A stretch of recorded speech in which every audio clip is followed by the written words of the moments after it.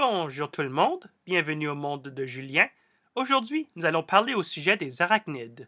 Les arachnides sont peut-être les invertébrés les moins appréciés des humains, ce qui est dommage car la majorité de ces espèces sont inoffensives et utiles. Je comprends quand même cette peur. Je n'étais pas à l'aise autour des araignées quand j'étais petit, mais en apprenant plus à leur sujet, j'ai remplacé cette peur par la curiosité.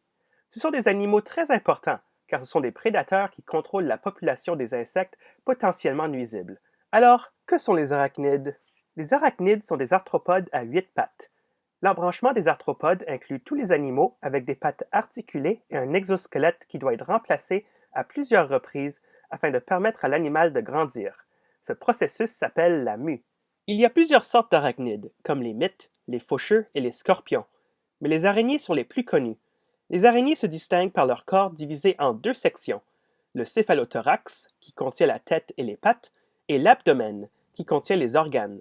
Elles se distinguent aussi par leurs habiletés à produire de la soie pour attraper leur proie ou pour se protéger. Nous avons plusieurs araignées au Manitoba et je vais vous montrer celles qui sont les plus faciles à identifier. D'abord, l'araignée sauteuse, qui s'appelle comme ça car elle saute sur ses proies. J'utilise beaucoup cette araignée pour aider les gens à surmonter leur peur. Pourquoi? Eh bien, parce qu'elle est facilement comparée à un chat. Comme les chats, l'araignée sauteuse utilise surtout sa vision pour chasser, grâce à ses grands yeux qui sont capables de détecter les couleurs, un peu comme nous.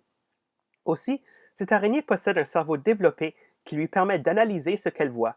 Très pratique pour savoir où tu vas retomber quand tu te lances dans les airs.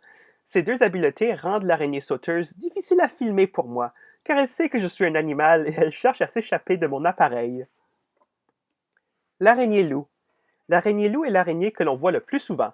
Comme les loups, elle chasse ses proies à pied. Aussi, elle a un instinct maternel très fort. Les araignées loups femelles prennent soin de leurs petits en les portant sur leur abdomen jusqu'à ce qu'ils puissent vivre de façon autonome. L'araignée crabe. L'araignée crabe se distingue par ses pattes avant qui font penser à des pinces de crabe et à ses couleurs vives. Ces couleurs l'aident à se camoufler sur les fleurs où elle trouve ses proies préférées, les pollinisateurs. Elle peut même changer de couleur selon les fleurs. Par contre, ça lui prend du temps. Bien que les pollinisateurs soient importants, il faut se rappeler que l'araignée crabe fait partie du même environnement. Alors, soyez gentil avec ces chasseuses si vous en trouvez. Il y a plusieurs autres araignées au Manitoba, ainsi que d'autres arachnides, et je vous encourage à prendre le temps de les observer et de les apprécier. Passez une bonne journée!